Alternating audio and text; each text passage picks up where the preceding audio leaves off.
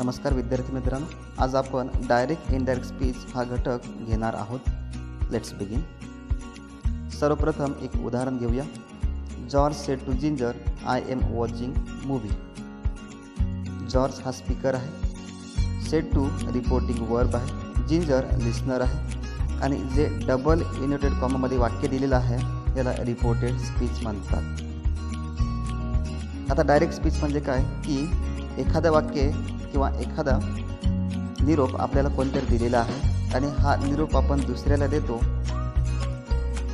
जे शब्द आपल्याला सांगितलेले आहेत हे शब्द आहेत तसेच आपण दुसऱ्याला सांगतो, तर त्यावेळेस ते कुठल्या प्रकारचं वाक्य होतं, तर डायरेक्टचं वाक्य होतं. आणि तो जो निरोप आहे किंवा जे वाक्य आपल्याला सांगितलेलं आहे त्या वाक्यामध्ये काहीतरी बदल करून आपण दुसऱ्याला सांगतो, तर ते इनडायरेक्ट स्पीचमधलं वाक्य होतं. George said to Ginger, I am watching movie हे डायरेक्ट स्पीचचं वाक्य आहे. इनडायरेक्टमध्ये बदल कसा होतो बघा. George told Ginger that he was watching movie then. Direct स्पीचचं इनडायरेक्टमध्ये करत असताना बदल कुठे कुठे झाला. सेड टूच्या बदल्यामध्ये टोल्ड घेतला, डबल इन्व्हर्टेड कॉमा आहे त्या ठिकाणी दॅट हा कंजंक्शन घेतला, आय हा प्रोनाउन आहे आयच्या बदल्यात ही घेतला, एमच्या बदल्यात वॉज घेतला आणि ॲडजेक्टिव्ह आहे नाव, नावच्या बदल्यात देन घेतला. म्हणजे उत्तर काय आलं. George told Ginger that he was watching movie then. पुढे आपल्याला चार्ट दिलेला आहे. ह्या चार्टच्या माध्यमातून जे प्रोनाउनमधले बदल आहेत हे बदल कसे करायचे हे आपण समजून घेणार आहोत. He said to me, you are my best friend. आता जे वाक्य डबल इन्व्हर्टेड कॉमामध्ये दिलेलं आहे ह्या वाक्यामध्ये माय हा प्रोनाउन आहे आणि माय हा फर्स्ट पर्सन आहे. फर्स्ट पर्सन असल्यामुळे आपल्याला सब्जेक्टप्रमाणे बदल करायचा आहे हे आपण पुढे समजून घेऊया. If first person I we. तुम्हाला माहिती आहे की फर्स्ट पर्सन कोणकोणते आहेत, आय आणि वी आहे. हे रिपोर्टेड स्पीचमध्ये असेल तर त्यावेळेस according to subject of reporting speech I आणि वी असेल तर रिपोर्टिंग स्पीचच्या सब्जेक्टप्रमाणे बदल करायचा आहे. सब्जेक्ट म्हणजे कोण की जो बोलणार आहे त्या बोलणाऱ्याप्रमाणे बदल करायचा आहे. बोलणारा मुलगा असेल तर ही होईल, मुलगी असेल तर सी होईल आणि अनेक वचन असेल तर दे होईल. If second person you according to the object of the reporting speech. Reported स्पीचमध्ये यू असेल, थोडक्यात सेकंड पर्सन असेल तर आपल्याला रिपोर्टिंग स्पीचमधील ऑब्जेक्टप्रमाणे बदल करायचा आहे. ऑब्जेक्ट म्हणजे कोण की जो ऐकणारा आहे तो. If third person he she they any name no change. Reported स्पीचमध्ये थर्ड पर्सन वापरला असेल, ही सी दे वापरला असेल तर त्याच्यामध्ये कुठल्याही प्रकारचा बदल करायचा नाही आहे. ॲज इट इज हे शब्द घ्यायचे आहेत. पुढील चारच्या माध्यमातून आपण समजून घेणार आहोत. फर्स्ट पर्सन आहेत I, we, my, our, mine, ours, me, us, myself, ourself. Reported स्पीचमध्ये आय असेल तर सब्जेक्टप्रमाणे बदल करायचा आहे. सब्जेक्ट समजा मुलगा असेल तर ही होईल, मुलगी असेल तर सी होईल. रिपोर्टेड स्पीचमध्ये वी असेल तर सब्जेक्टप्रमाणे बदल करायचा आहे. अनेक वचन असेल तर दे घ्यायचा आहे. Second person you, your, yours, you, yourself, yourself. Second person reported स्पीचमध्ये असेल तर ऑब्जेक्टप्रमाणे बदल करायचा आहे. ऑब्जेक्ट म्हणजे कोण की जो ऐकणारा आहे तो. मग ऐकणारा मुलगा असेल तर ही होईल, मुलगी असेल तर सी होईल. Third person he, she, they, his, her, their, his, hers, theirs, him, her, them, himself, herself, themselves. Reported स्पीचमध्ये थर्ड पर्सन असेल तर कुठल्याही प्रकारचा बदल करायचा नाही आहे. हे शब्द आहे तसेच घ्यायचे आहेत. Next chart. हा चार्ट जे टेन्स आहेत ह्या टेन्सशी निगडीत हा चार्ट आहे. टेन्सचे 3 मुख्य प्रकार आहेत. प्रेझेंट टेन्स, पास्ट टेन्स आणि फ्युचर टेन्स. या मुख्य प्रकारचे 4 उपप्रकार पडतात. For example present tense, simple present tense, present continuous tense, present perfect tense आणि प्रेझेंट परफेक्ट कंटिन्युअस टेन्स. अशाच प्रकारे पास्ट टेन्ससुद्धा 4 उपप्रकार पडतात आणि फ्युचर टेन्ससुद्धा 4 उपप्रकार पडतात. आता टेन्समध्ये बदल कसा करायचा हे आता आपण बघणार आहोत. प्रेझेंट इनडेफिनेट, थोडक्यात सिंपल प्रेझेंट टेन्समधलं वाक्य असेल तर त्याचं रूपांतर पास्ट परफेक्ट टेन्समध्ये करायचं आहे, किंवा डायरेक्ट स्पीचमध्ये डू डज असेल तर डीड घ्यायचं आहे. प्रेझेंट कंटिन्युअस टेन्सचं वाक्य असेल तर त्या वाक्याचं रूपांतर पास्ट कंटिन्युअस टेन्समध्ये करायचं आहे. एम इज आर असेल तर वॉज वेअर घ्यायचं आहे. प्रेझेंट परफेक्ट टेन्समधलं वाक्य असेल तर पास्ट परफेक्ट टेन्समध्ये करायचं आहे. हॅव हॅज असेल तर हॅडमध्ये रूपांतर करायचं आहे. डायरेक्ट स्पीचमध्ये प्रेझेंट परफेक्ट कंटिन्युअस टेन्सचं वाक्य असेल तर इनडायरेक्टमध्ये पास्ट परफेक्ट कंटिन्युअस टेन्समध्ये रूपांतर करायचं आहे. हॅज बीन हॅव बीन असेल तर हॅड बीन करायचं आहे. पास्ट इनडेफिनेट म्हणजे सिंपल पास्ट टेन्सचं वाक्य असेल तर त्याचं रूपांतर पास्ट परफेक्ट टेन्समध्ये करायचं आहे. डीड असेल तर इनडायरेक्ट स्पीचमध्ये हॅड करायचं आहे. पास्ट कंटिन्युअस टेन्समधलं वाक्य असेल तर पास्ट परफेक्ट कंटिन्युअस टेन्समध्ये बदल करायचा आहे. थोडक्यात वॉज वेअर असेल तर इनडायरेक्ट स्पीचमध्ये हॅड बीन घ्यायचं आहे. पास्ट परफेक्ट टेन्समधलं वाक्य असेल तर ॲज इट इज ठेवायचं आहे. हॅड असेल तर हॅडच ठेवायचं आहे, त्याच्यामध्ये कुठल्याही प्रकारचा बदल होत नाही. पास्ट परफेक्ट कंटिन्युअस टेन्सचं वाक्य असेल तर हॅड बीन असेल तर ॲज इट इज ठेवायचं आहे, हॅड बीनच राहील, त्याच्यामध्ये बदल होत नाही. फ्युचर टेन्समध्ये विल असेल तर विलच्या बदल्यामध्ये वुल घ्यायचं आहे. शाल असेल तर शालच्या बदल्यात शूल. डायरेक्ट स्पीचमध्ये कॅन असेल तर इनडायरेक्टमध्ये वुल. डायरेक्ट स्पीचमध्ये मे असेल तर इनडायरेक्ट स्पीचमध्ये माईट. मस्ट असेल तर हॅड टू किंवा must. Has to have to असेल तर हॅड टू घ्यायचा आहे. हा चार्ट तुम्ही लक्षात ठेवायचा आहे. ज्यावेळेस आपण वाक्य सोडवणार आहोत तर त्यावेळेस ह्या चार्टच्या माध्यमातून आपण जे टेन्समधले बदल आहेत हे बदल कशा प्रकारे होतात हे समजून घेणार आहोत. पुढचा चार्ट आहे ॲडजेक्टिव्ह किंवा ॲडवर्बमधले बदल. डायरेक्ट स्पीचमध्ये धिस असेल तर इनडायरेक्टमध्ये दॅट घ्यायचं आहे. धिस असेल तर धिस डे असेल तर दॅट डे. डेज असेल तर दोज.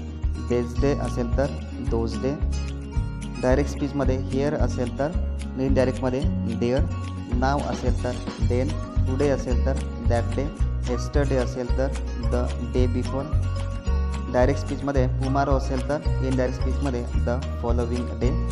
डायरेक्ट स्पीचमध्ये ॲट द मुमेंट असेल तर इनडायरेक्ट स्पीचमध्ये at that moment. Last night असेल तर the night before. Last year असेल तर the year before. Next year असेल तर the following year. Tonight असेल तर दॅट नाईट. अगो असेल तर इनडायरेक्ट स्पीचमध्ये बिफोर किंवा अर्ली घ्यायचं आहे. हे ॲडजेक्टिव्हमधले बदलसुद्धा तुम्ही लक्षात ठेवले पाहिजे. पुढे इम्पेरेटिव्ह सेंटेन्स, एक्सक्लेमेटरी सेंटेन्स आणि ऑप्टेटिव्ह सेंटेन्समध्ये बदल कसे होतात हे आपण बघणार आहोत. सर्वात प्रथम इम्पेरेटिव्ह सेंटेन्स. इम्पेरेटिव्ह सेंटेन्स म्हणजे ऑर्डर, रिक्वेस्ट किंवा ॲडवाईस किंवा सजेशन दिलेलं असतं. वाक्यामध्ये ऑर्डर असेल, डबल इन्व्हर्टेड कॉमामध्ये ऑर्डर असेल तर सेट टूच्या बदल्यामध्ये ऑर्डर्ड घ्यायचं आहे. रिक्वेस्ट असेल तर रिक्वेस्टेड घ्यायचं आहे सेट टूच्या बदल्यात. ॲडवाईस असेल तर सेट टूच्या बदल्यामध्ये ॲडवाईस्ड करायचं आहे.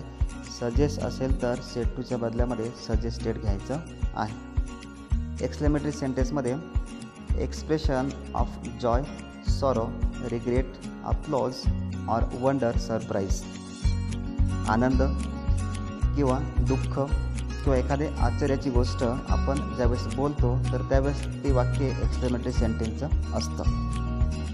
अशा प्रकारचे वाक्य असेल तर सेट टूच्या बदल्यामध्ये एक्सक्लाइम नंतर Joy, sorrow, regret, applause, wonder, surprise हे शब्द घ्यायचे आहेत आणि मग डबल इन्व्हर्टेड कॉमामध्ये जे वाक्य आहे ते वाक्य सोडवायचं आहे. Optative sentence. To pray, to wish, to be. Optative sentence म्हणजे काय की जे आपण प्रार्थना करतो किंवा आपण अपेक्षा व्यक्त करतो अशा प्रकारचे वाक्ये ऑप्टेटिव्ह सेंटेन्समध्ये येतात. सेट टूच्या बदल्यामध्ये प्रेयर घ्यायचं आहे. सेट टूच्या बदल्यामध्ये विश घ्यायचं आहे किंवा बेड घ्यायचं आहे. Important chart for direct and indirect speech. हा चार्ट खूप महत्त्वाचा आहे. तुम्हाला माहीत आहे की वाक्याचे 4 प्रकार आहेत. Assertive sentence, interrogative sentence, imperative sentence and exclamatory sentence. मराठीमध्ये आपण म्हणतो विधानार्थी वाक्य, प्रश्नार्थक वाक्य, आज्ञार्थक वाक्य आणि उद्गारवाचक वाक्य. वाक्य असर्टिव्ह सेंटेन्स असेल तर सेट टूच्या बदल्यामध्ये होल्ड घ्यायचा आहे आणि डबल इंटू कॉमाच्या ठिकाणी कंजंक्शन म्हणून दॅट घ्यायचा आहे. दुसरा प्रकार आहे इंटरोगेटिव्ह सेंटेन्स. इंटरोगेटिव्ह सेंटेन्सचे 2 प्रकार पडतात, WH क्वेश्चन आणि व्हर्बल क्वेश्चन. WH क्वेश्चन म्हणजे काय की WH वर्ड किंवा हाऊ ह्या शब्दापासून जो प्रश्न तयार होतो याला WH क्वेश्चन म्हटलं जातं. WH क्वेश्चनमधलं वाक्य असेल तर सेट टूच्या बदल्यामध्ये आस्क घ्यायचं आहे आणि डबल इंटू कॉमाच्या ठिकाणी WH word as it is घ्यायचा आहे. वॉट असेल तर वॉट घ्यायचा आहे, हाऊ असेल तर हाऊ घ्यायचा आहे, वेअर असेल तर वेअर ॲज इट इज घ्यायचा आहे. Verbal question.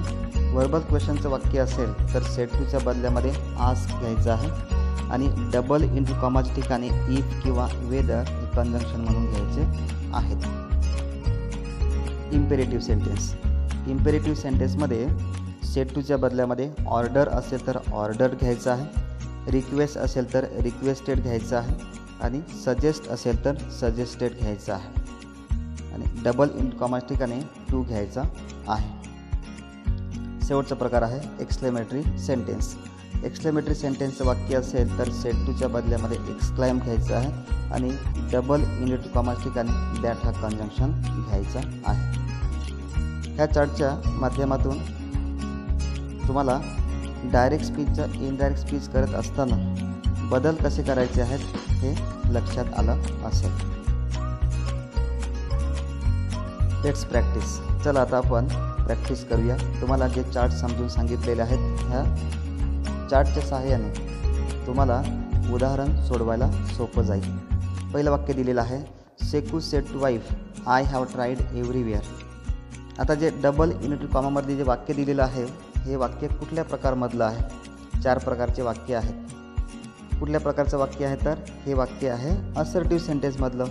हे वाक्य आहे विधानार्थी वाक्य आहे. विधानार्थी वाक्य ज्यावेळेस असतं तर त्यावेळेस सेट टूच्या बदल्यामध्ये आपण होल्ड घेतो आणि डबल इंटू कॉमाच्या ठिकाणी दॅट घेतो. म्हणजे उत्तर काय येईल?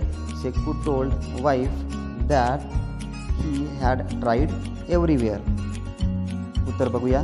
Seku told wife that he had tried everywhere. बदल कुठं केला? सेट टूच्या बदल्यामध्ये होल्ड घेतला, पुढे डबल इंटू कॉमाच्या ठिकाणी दॅट घेतला. दॅट का घेतला? कारण हे वाक्य असर्टिव्ह सेंटेन्स आहे म्हणून. आय हा प्रोनाउन्स ठिकाणी ही घेतला. आय हा फर्स्ट पर्सन आहे म्हणून सब्जेक्टप्रमाणे बदल होईल. सब्जेक्ट म्हणजे कोण? की जो बोलणारा आहे तो. बोलणारा कोण आहे? सेकू आहे. सेकू मुलगा आहे किंवा सेकू हा पुरुष आहे, त्यामुळे आयच्या बदल्यात ही आला. आय हॅव ट्राईड एव्हरीवेअर हे वाक्य प्रेझेंट परफेक्ट टेन्समधलं होतं म्हणून ह्या वाक्याचं रूपांतर आपण कशात केलं? पास्ट परफेक्ट टेन्समध्ये केलं. हॅव होता, हॅवच्या ठिकाणी काय घेतला? हॅड घेतला. Next example, Dattu said to Ram what are you doing there. हे वाक्य इंटरोगेटिव्ह सेंटेन्समधलं आहे. उत्तर आहे Dattu ask Ram what he was doing there. बघा बदल कुठे केला आपण?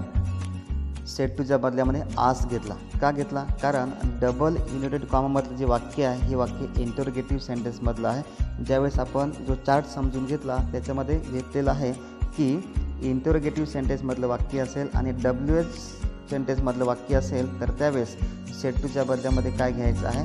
आस्क घ्यायचा आहे. डबल इंटू कॉमा ठिकाणी WH word as it is घ्यायचा आहे तसाच आपण घेतला.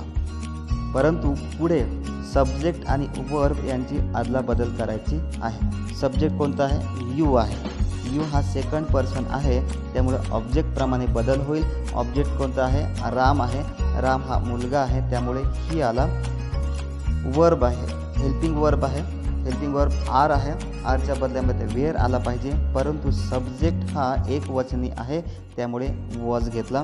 पुढचे शब्द आहेत ते पुढचे शब्द ॲज इट इज घेतला आणि फुल स्टॉप दिला. उत्तर काय आलं, Dattu ask Ram what he was doing there.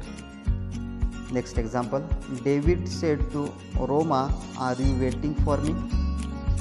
हे कुठल्या प्रकारचं वाक्य आहे तर वर्बल क्वेश्चनचं वाक्य आहे, जे डबल इंटरकॉमामध्ये दिलेलं आहे ते वाक्य. उत्तर काय येईल बघा, डेव्हिड सेड टूच्या बदल्यामध्ये काय आलं पाहिजे, आस्क. का, कारण हे इंटरोगेटिव्ह सेंटेन्सचं वाक्य आहे म्हणून. David ask Roma whether. Verbal क्वेश्चनमध्ये इफ किंवा वेदर आपल्याला कंजंक्शन म्हणून घ्यायचं आहे. थोडक्यात डबल इंटरकॉमा ठिकाणी इफ किंवा वेदर घ्यायचं आहे. ह्या ठिकाणी वेदर घेतला. David ask Roma whether are you. हे जे काय हेल्पिंग वर्ब आणि सब्जेक्ट आहे यांची आदलाबदल करायची आहे. सब्जेक्ट यू आहे, यू हा सेकंड पर्सन आहे, त्यामुळे तुम्हाला ऑब्जेक्टप्रमाणे बदल करायचा आहे. ऑब्जेक्ट कोण आहे, ऐकणारा कोण आहे, रोमा आहे. रोमा मुलगी आहे, त्यामुळे यूच्या बदल्यामध्ये काय होईल, शी होईल.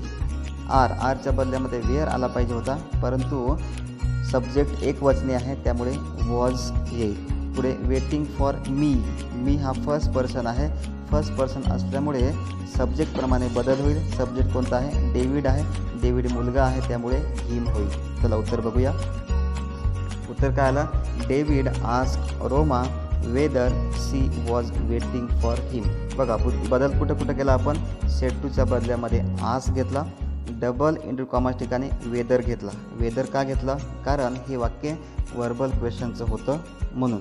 पुढे सब्जेक्ट आणि हेल्पिंग वर्ब यांची आदलाबदल करून घेतली. सब्जेक्ट यू आहे, यू हा सेकंड पर्सन असल्यामुळे ऑब्जेक्टप्रमाणे बदल होईल. ऑब्जेक्ट कोण आहे, रोमा आहे. रोमा मुलगी आहे त्यामुळे सी आला. आरच्या बदल्यामध्ये वेअर आला पाहिजे होता, परंतु सब्जेक्ट एक वचनी असल्यामुळे वॉज आला. वेटिंग फॉर हिम का आला, कारण मी हा फर्स्ट पर्सन आहे. फर्स्ट पर्सन असल्यामुळे सब्जेक्टप्रमाणे बदल होईल. सब्जेक्ट कोणता आहे, डेव्हिड आहे. डेव्हिड मुलगा आहे त्यामुळे ह्या ठिकाणी हिम आला. तुम्ही तो चार्ट आहे तो चार्ट लक्षात ठेवा, म्हणजे तुम्हाला हे असे उदाहरणं सोडवायला सोपं जाते. Next example, Rani said to Rahul bring me a glass of water. ह्या ठिकाणी बघा जे डबल इंटरकॉममधलं वाक्य आहे हे वाक्य कुठल्या प्रकारामधलं आहे तर इम्पेरेटिव्ह सेंटेन्स. हे आज्ञार्थी वाक्य आहे. Rani said to Rahul bring me a glass of water. आज्ञार्थी वाक्यामध्ये सेड टूच्या बदल्यामध्ये आपण काय घेतो, ज्याप्रमाणे आज्ञा असेल म्हणजे ऑर्डर असेल तर ऑर्डर, सूचना असेल तर रिक्वेस्टेड, किंवा ॲडवाईस असेल सल्ला असेल तर ॲडवाईस, अशा प्रकारे आपण घेतो. ही विनंती आहे त्यामुळे रिक्वेस्ट येईल. राणी रिक्वेस्टेड राहुल. डबल इंटरकॉमाच्या ठिकाणी आपण इम्पेरेटिव्ह सेंटेन्समध्ये टू घेतो.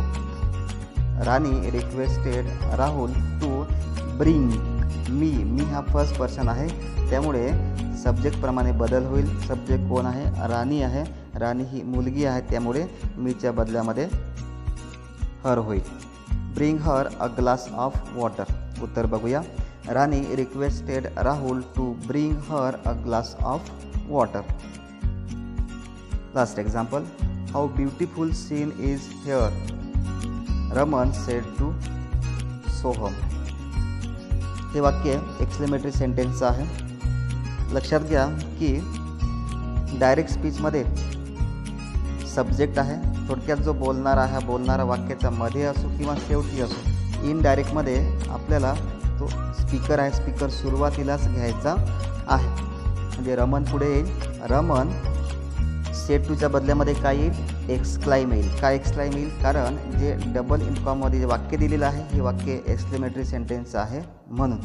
रमन एक्सक्लाइम सोहम. डबल इंटरकॉमाच्या ठिकाणी काय येईल, दॅट नंतर तुम्हाला हेअरच्या बदल्यामध्ये देअर आला पाहिजे. There was very beautiful scene. बघा उत्तर काय आलं, Raman एक्सक्लाइम Soham that there was very beautiful scene. आता जे डबल इन्व्हर्टेड कॉमामध्ये वाक्य दिलेलं आहे ह्या वाक्याचं तुम्हाला साध्या वाक्यामध्ये रूपांतर करून घ्यायचं आहे आणि मग तुम्हाला इनडायरेक्ट स्पीचमध्ये उत्तर लिहायचं आहे. How beautiful scene is here हे वाक्य आपण साध्या वाक्यामध्ये ज्यावेळेस रूपांतर करतो तर त्यावेळेस साधं वाक्य कसं होतं, here is very beautiful scene. हाऊच्या बदल्यामध्ये व्हेरी येतो. वॉट अ असेल तर अ व्हेरी घ्यायचा. Here is very beautiful scene हे काय झालं, साधे वाक्य झालं. आणि ह्या साध्या वाक्याचं आपण इनडायरेक्टमध्ये रूपांतर करून घेतलं. हिअरच्या बदल्यामध्ये आपल्याला काय घ्यायचं आहे, हिअर काय आहे, ॲडजेक्टिव्ह आहे. आपण जो चार्ट बघितला त्या चार्टमध्ये हिअरच्या बदल्यामध्ये काय घेतलं आहे, देअर घेतला आहे. उत्तर काय आलं, रमन एक्सक्लाइम सोहम दॅट हिअरच्या बदल्यामध्ये देअर, इजच्या बदल्यामध्ये वॉज, व्हेरी, हाऊच्या बदल्यामध्ये व्हेरी ब्युटिफुल सीन. अशा प्रकारे तुम्हाला हे वाक्य सोडवायचं आहे. एक्सक्लेमेटरी सेंटेन्समध्ये तुम्हाला काय करायचं आहे, एक्सक्लेमेटरी सेंटेन्सचं वाक्य असेल हे वाक्याच्या साध्या वाक्यामध्ये रूपांतर करून घ्यायचं आहे आणि मग तुम्हाला त्या वाक्याचं इनडायरेक्टमध्ये रूपांतर करायचं आहे.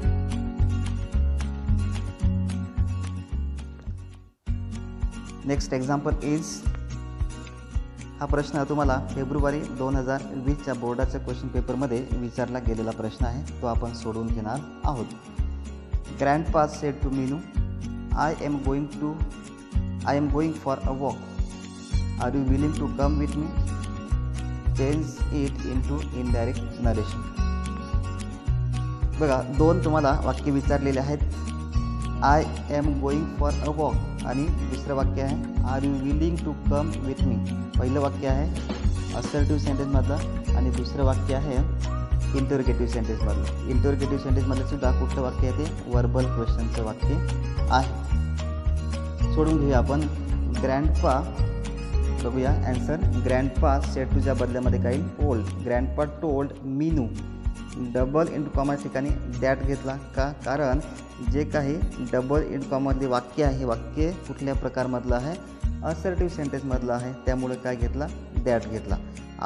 आयच्या बदल्यामध्ये ही आला का, कारण ग्रँडपा हा पुरुष आहे त्यामुळे ही आला. एमच्या बदल्यामध्ये was going for a walk. पुढचं वाक्य जोडण्यासाठी आपण अँड घेतला.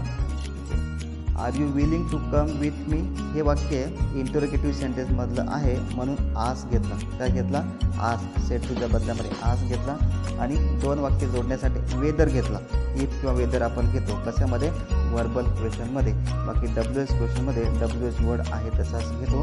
हे वाक्य वर्बलचं आहे त्यामुळे काय घेतलं आपण, वेदर घेतला. पुढे आर आणि यू, सब्जेक्ट आणि हेल्पिंग वर्ब यांची अदलाबदल करून घ्यायची आहे. यू आहे, यू हा सेकंड पर्सन आहे त्यामुळे ऑब्जेक्टप्रमाणे बदल होईल. ऑब्जेक्ट कोण आहे, मीनू आहे. मीनू मुलगी आहे त्यामुळे सी आला. आर हा हेल्पिंग वर्ब आहे आणि आरच्या बदल्यामध्ये वेअर आला पाहिजे होता, परंतु सब्जेक्ट हा एक वचनी असल्यामुळे वॉज आला. Willing to come with me हा फर्स्ट पर्सन आहे त्यामुळे सब्जेक्टप्रमाणे बदल होईल. सब्जेक्ट कोण आहे, ग्रँडपा आहे. ग्रँडपा पुरुष आहे त्यामुळे मीच्या बदल्यामध्ये हिम आला. उत्तर काय आलं, grandpa told Meenu that he was going for a walk and asked whether she was willing to come with him. अशा प्रकारे तुम्हाला प्रश्न सोडवायचे आहेत. डायरेक्ट स्पीचचे इनडायरेक्टमध्ये रूपांतर करायचं आहे. हे चार्ट तुम्हाला सांगितलेले आहेत. हे चार्ट लक्षात ठेवा. चार्टमधले बदल आहेत हे बदल तुम्हाला पाठ करायचे आहेत, लक्षात ठेवायचे आहेत, जेणेकरून जे वाक्य आपण सोडवणार आहोत हे वाक्य सोडवायला कुठल्याही प्रकारची डिफिकल्टी येणार नाही. आय होप दॅट मला डायरेक्ट इनडायरेक्ट स्पीच हा घटक समजला असेल. थँक्यू.